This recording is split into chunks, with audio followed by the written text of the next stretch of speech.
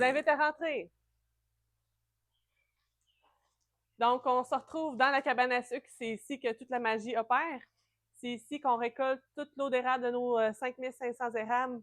Donc, ça s'en va dans les gros bassins qui sont derrière l'évaporateur. Durant des très grosses journées, on ne fournit pas à recueillir toute l'eau puisque l'évaporateur n'est pas assez grand non plus.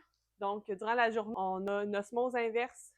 Cette osmose-là, en fait, elle va prendre l'eau d'érable, puis elle va retirer l'eau d'érable qui est non sucrée. On va avoir un filtrat puis une eau plus sucrée d'un côté. L'eau plus sucrée, elle va être environ à 14 de sucre. Donc, on passe d'une eau d'érable à 3 jusqu'à 14. Ensuite, on va la mettre dans l'évaporateur. Ça va nous éviter beaucoup de temps par rapport à l'évaporation. Une journée qui bouille, qu'on reçoit énormément d'eau, on pourrait bouillir 24 heures de temps sans arrêt.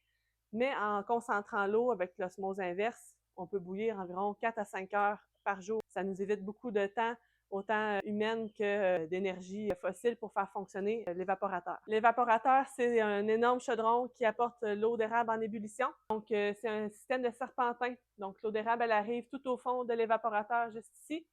Puis, plus elle est concentrée en sucre, plus elle va s'avancer vers les chaudrons qui sont devant. Donc, plus que de sucre, plus elle s'emmène ici. Puis, quand on a la bonne quantité de sucre à l'intérieur, on va la mettre ici dans notre sirotier.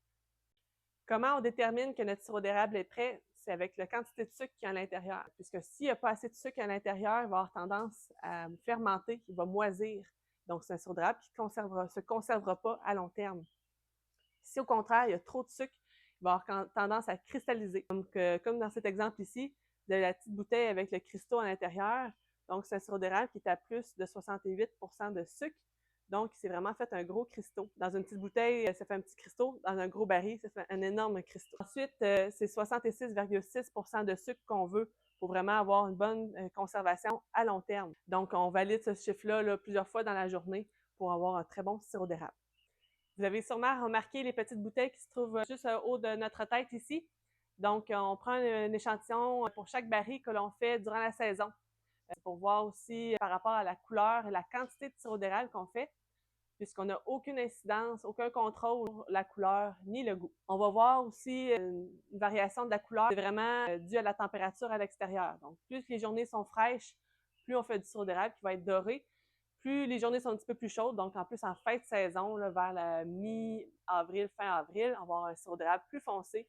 Le goût va être plus prononcé et va être plus robuste aussi. Donc, vous avez une bonne idée là, de quantité, de la couleur qu'on fait au fil des saisons. Tous les sirops d'érable sont excellents. C'est vraiment à chacun ses goûts. Pour découvrir tous les autres produits qu'on peut obtenir seulement avec le sirop d'érable et un peu plus de concentration, je vous invite à passer à la boutique. Vous allez pouvoir voir toutes nos dégustations qui sont disponibles pour vous.